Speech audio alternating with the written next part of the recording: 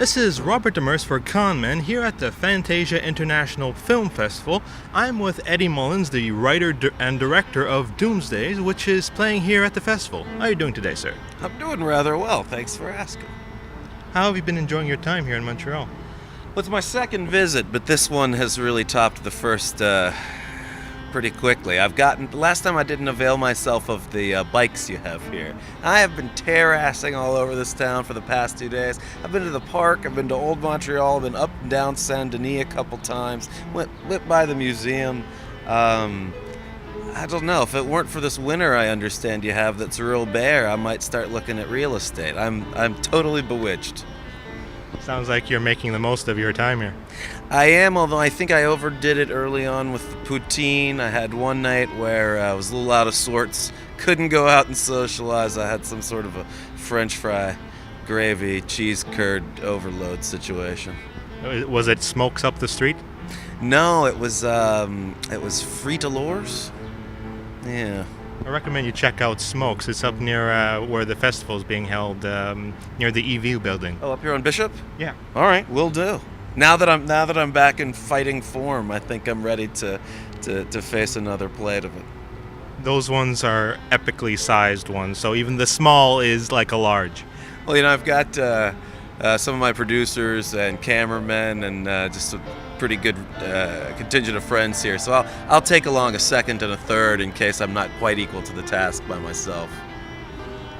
Can you please tell our audience a little bit about your film? Sure.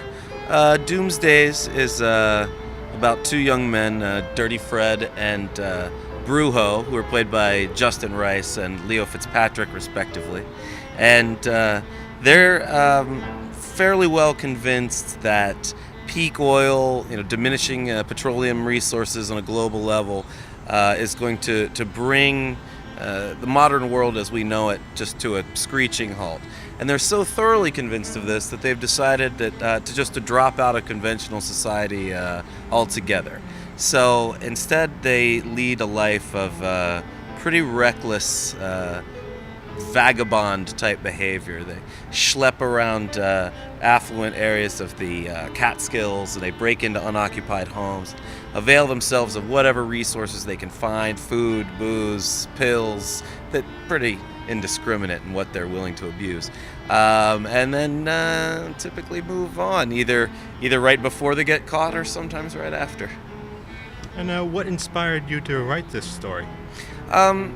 I had seen a film called Collapse. The director was Chris Smith. It was about peak oil. I started to read about the subject quite a bit, and I wanted to do something that dealt with that particular issue.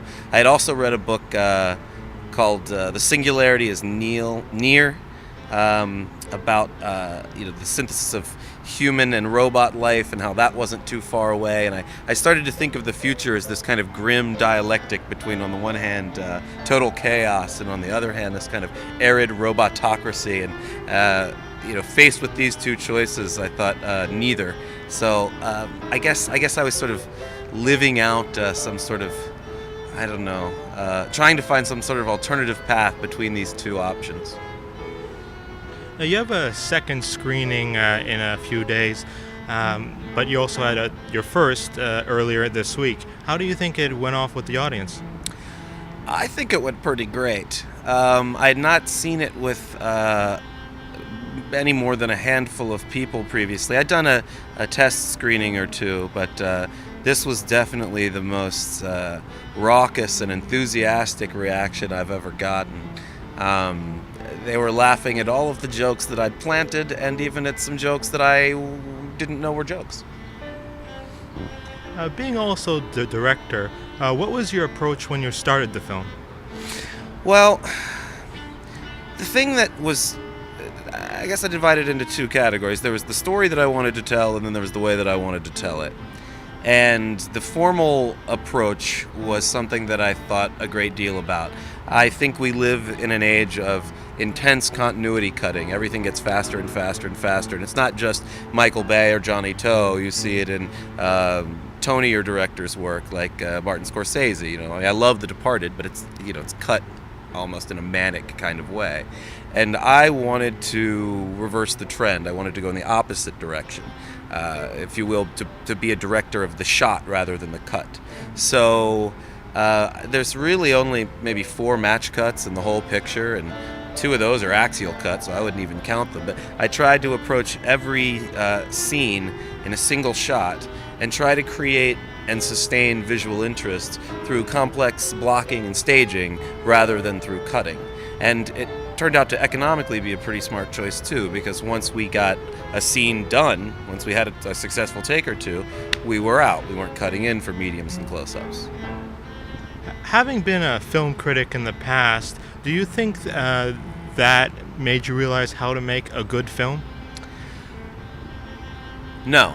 I think it taught me what a good film was. I think in the process of learning or making this picture, I have learned how to make a good film, but I didn't know before I started. It was, in fact, I knew aesthetically what I wanted. I knew how I wanted it to look. I understood how I wanted the story, but I had very little production experience and even less post-production experience, and those were a series of consecutive learning curves for me that I think I got over reasonably unscarred. Having this your first film and starting off and going through all these hurdles, do you have any memorable moments from the production? Yes, I do. The first that comes to mind is the day that I decided that it would be okay to make my entire cast walk 2 hours up a mountain to get to a location. This was a dreadful idea. I think it took at least 24 hours for them to forgive me. There might have even been some vomiting. No one was pleased with that decision. Now, when you see the one shot in the film that we got out of it, I think maybe enough time has passed that people now just sort of go, oh, that looks great, and the wounds have healed. But at the time, I don't think I was very popular on the set. And finally, since you talk about the apocalypse in the film, how do you think the real apocalypse will come about? Well, I mean, it's going to be something on the order of this, I think. If it's not peak oil, then it's going to be, climate change, rising waters. I was reading the article in Rolling Stone an issue or 2 back where they were talking about how Miami will very likely be underwater before the end of the century, and none of this.